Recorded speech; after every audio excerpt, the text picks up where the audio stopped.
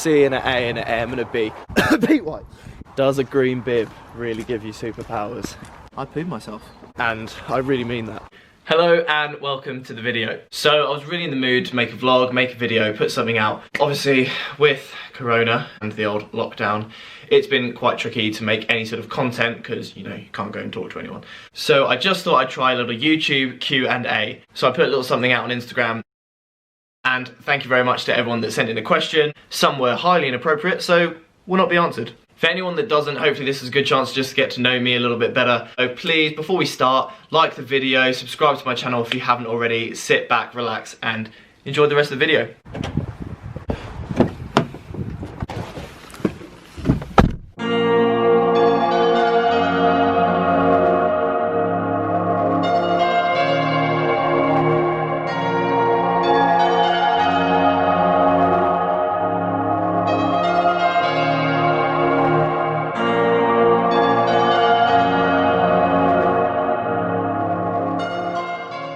Thank you. Can I take an idea? Dan.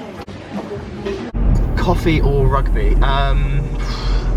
That's a pretty loaded first question, you know. I'm a lover of both. Big fan of both. I'd say, right, as today is a day off and I'm currently on the way to get a coffee, I'd say coffee today, but then obviously, you know, when it gets back to Monday, rugby maybe. If one had to win, I would say rugby purely because I could give up coffee, but I need my job. Ooh, my rugby career, how it started, I started playing when I was 8, Colchester under 8, big up Colchester. And yeah, played through age groups, school, went to St Joe's in Ipswich, which is a big rugby playing school, and then I was in a few sort of junior academies like Northampton for a few years, Bedford and Saracens. Tried to get a contract at Saracens at 18 years old. It didn't happen, unfortunately, but I really enjoyed my time in the academy there. And then from there I went and played for 2 years in France for a club called Oyonnax. Really tough challenge in terms of life experience and life lessons out there and learning a new language, a new culture and stuff, but played a lot of rugby, which was good. And then I signed for Bedford and spent a couple of years there and on loan to Cambridge and made some great memories and good friends there. Before going out to New Zealand, playing for North Otago, which was incredible. Really sort of fell back in love with the game of rugby out there. And that's probably where I'd say, joint with scoring on my Coventry debut as a best favourite rugby memory, I'd say that and winning the sort of North Otago Championship out in New Zealand with the club that I played for, Valley Rugby Club, just because being out there and rugby is such a huge thing. It's the only thing out there, and to actually win the comp out there was incredible. But as was making my debut for Cov, and yeah, now my third season with Coventry. How about this one? Who has the biggest nose in the Coventry squad? Look, I can't answer that one. Pete White. If you hadn't gone into rugby, what do you think you'd be doing? I'd probably be doing calorie challenges on YouTube. No, in all seriousness, probably something in performing. I used to dance a lot as a youngster, quite like a competitive dancer, acted on the West End and stuff, and I love rugby, but I do miss that performing. I think maybe acting would have been something I would have seriously looked into. It's still something that I'm trying to get involved in some way, even if it's just a bit of fun. But yeah, I would probably say something in the performing side of things. What is your favourite chant related to Cambridge Rugby Football Club? Well done, Gracie. Well, it's one that I co-wrote with Gracie Vickers, if you're watching, on a very unsober Saturday afternoon. watching the boys play, and it was a take on the Kettering Town Football Club chant, but it went slightly differently. If I get it right, it was C and an A and an M and a B, R and an I and a D, G, E, R and a U and a FC, Cambridge Rugby Football Club. There you go. Does a green bib really give you superpowers? Yes, it does. And all I can say is, if you know, you know. You know. What was the best part of uni? Bar the person that asked this question, obviously. Look, if mum's watching, I would say the education and the qualification. But honestly, because I was training at the same time, I'd say the best part of uni is that how much it taught me that I'm really good at catching up, that I can achieve quite a lot in quite a short space of time without actually going to any of the lectures that I was meant to go to. And that's what I would say, if to any advice for any students at home, you know, watching this, as long as you catch up at some point and are nice to the right lecturers and people at uni, you'll be fine. They'll help you out, they'll sort you out, and I really mean that. So I've got two questions here. One is, why did you get into YouTube? And the second is, what does the name In the Second Half mean? And I'm gonna merge the two answers because they're sort of the same thing. So I got into YouTube and I created the whole In the Second Half thing, which was originally a blog.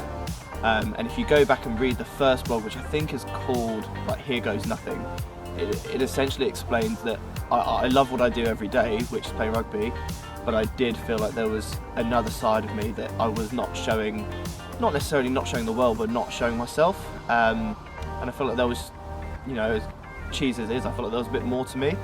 So I wanted to do something else, something completely separate. So In the Second Half, I thought was quite a clever name that sort of, yes, it's rugby based, but it's the other half, the other side of me. And that's why I got into YouTube. It was always something I wanted to do, but I had told myself I don't know how to edit, I don't know how to do this, I'm just not going to do it, and I put it off and put it off. And then all of a sudden I don't know what happened, but sort of flipped the switch and just went, I'm not going to put it off anymore, and it's something I really want to do. And yeah, it's something I do for me, and if anyone else enjoys it, that's brilliant. If not, watch someone else's videos. Hobbies outside of rugby. Does coffee count as a hobby? Like music. Definitely listen to music, but I've just started learning the guitar, and I've started learning the piano, which apparently is going to help my guitar. You know, just learn like the theory of music. It's pretty basic, very beginner. But I've got a brilliant teacher. I'll actually, if you wanna start learning an instrument, I'll put the link to her website in the description box below. Check her out.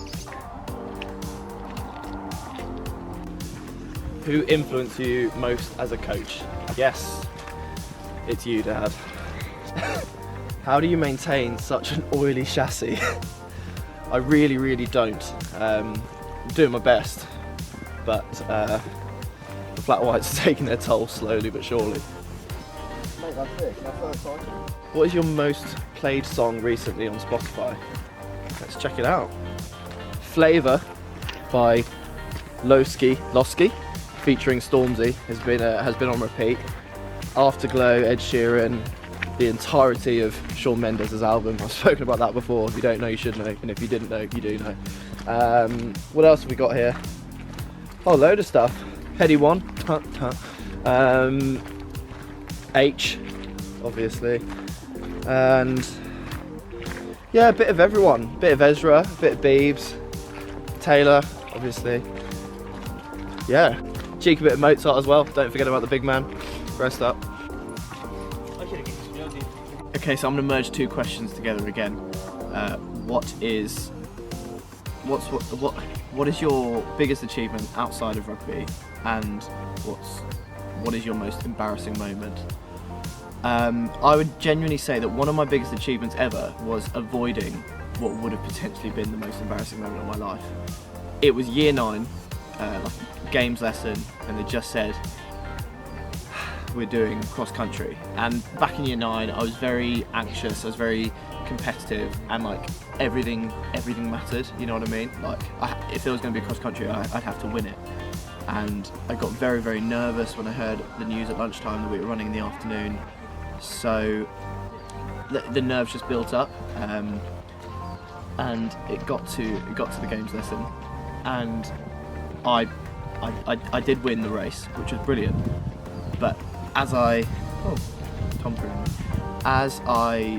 crossed the finish line, all the nerves, all the tension just released, if you know what I mean, in the underpants, and I pooed myself in year 9 as I crossed the finish line of the cross-country race, and no one knew what was going on because I just kept running straight into the sports hall toilets back at school. No one knows this, so I'm not sure why I'm saying this now. And cleaned myself up, got rid of all the evidence, and no one will ever know. Thank you for your questions. Sorry I couldn't answer them all. I'll see you on the next video. Have a lot of exciting stuff coming up, so stay tuned, subscribe, do all of those nice things, and see you next time. Bye bye.